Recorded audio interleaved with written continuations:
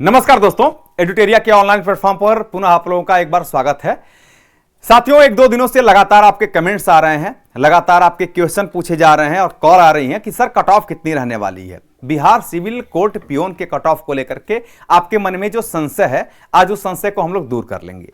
सबसे पहली बात तो यह कि जो पिछली कट ऑफ रही है, अगर हम लोग पिछले एग्जाम को देखें, 2016 में आपका जो पियोन का एग्जाम हुआ था, उसके मुकाबले में अब आपकी कट ऑफ कितनी रहने वाली है, इसका पूरा हम विश्लेषण आपको करने वाले हैं।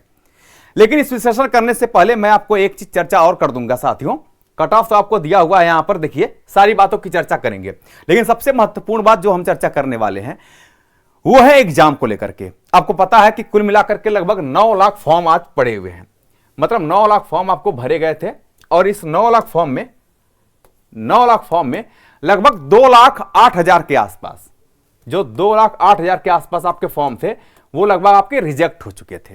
ये तो आपको भी पता है।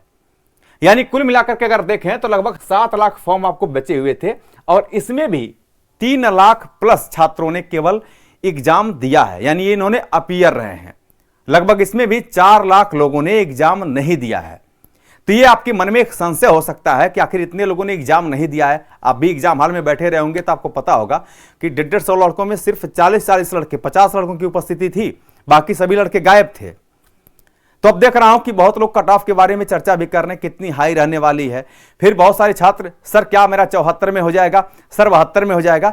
आपको बिल्कुल डरने की आवश्यकता नहीं है। एक सेफ स्कोर जो मैं लेकर के यहां पर देखिए कट ऑफ दिया हुआ है। अब मैं आपको बारी बारी से बताऊंगा कि जनरल की कट ऑफ जो है वो एक्सपेक्टेड कट ऑफ कितनी रहने वाली है।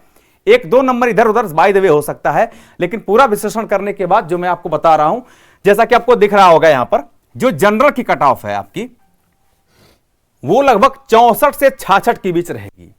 अब इसका मतलब यह हुआ कि जो मेल की कट ऑफ है जनरल की, वो 64 से 66 का अर्थ यह हुआ कि अगर आपकी मिनिमम भी कट ऑफ रहेगी तो 64 रहेगी, और अधिकतम जाएगी तो आपकी 66 जाएगी, लेकिन इससे ऊपर नहीं जाएगी।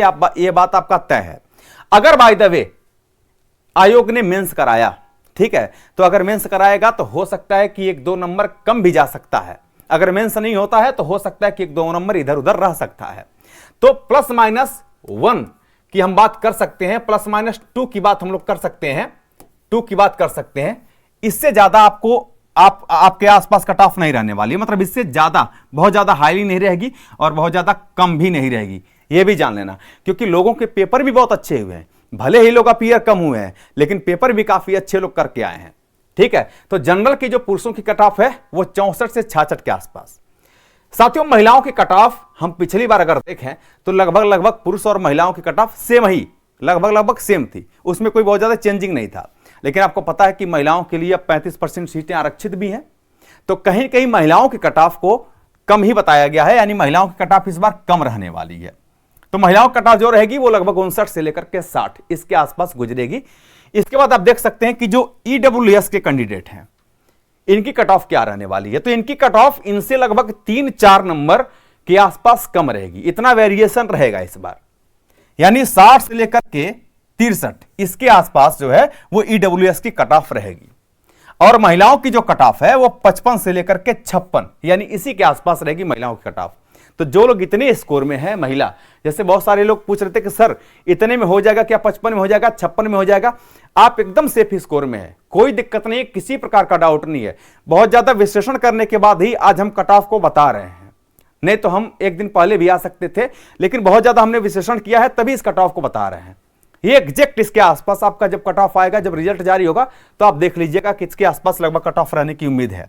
इसके बाद ओबीसी या ईबीसी की बात करें, लगभग इनकी कट ऑफ सेम ही रहेगी, बहुत ज्यादा अंतर नहीं रहेगा। और पिछली बार भी आपने देखा है कि इनकी कट ऑफ में कोई अंतर नहीं था। ठीक है, तो 58 से लेकर के 59 इसके आसपास कट ऑफ रह सकती है। अब मेंस होगा तो एक बात जान लेना कि इनकी भी कट ऑफ आपकी कम रहने की उम्मीद है, क्योंकि अगर मान लीजिए मेंस करवाता है आयोग तो 58 से हो सकता है कि आपका 56 भी हो सकता है। आप नोट कर लीजिएगा कि 56 के आसपास भी रहने की उम्मीद है ना। इसके बाद आप देख सकते हैं कि जो महिलाओं की कट ऑफ है ओबीसी और ईबीसी का, वो 53 से 54 के आसपास ठहरेगी। बात अगर एससी की करते हैं तो एससी की कट ऑफ आपकी लगभग 50 से लेकर के 52 के आसपास रहेगी, और एससी की कट ऑफ में थोड़ा सा फ्लक्चुएशन आपको देखने को मिल सकता है। हो सकता है कि एक आधा नंबर 50 से नीचे भी हो सके, ऐसा फ्लक्चुएशन आपको देखने को मिल सकता है। और जो महिलाओं की कट ऑफ है वो 46 से 47 के आसपास रहेगी, ठीक है। और इसके बाद जो एसटी की जो आपका कट ऑफ है, तो पिछली बार बहुत ज्यादा अंतर नहीं था, लेकिन इस बार थोड़ा सा आपको अंतर देखने को मिलेगा।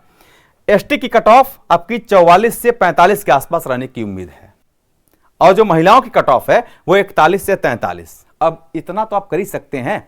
मैथ की बात अगर करेंगे, रीजनिंग और इंग्लिश और हिंदी की बात करेंगे, तो हिंदी में अभी आपको बहुत सारे प्रश्न सही हैं। मैथ आपने किया तो इतना तो आप कर सकते हैं, कोई दिक्कत नहीं है।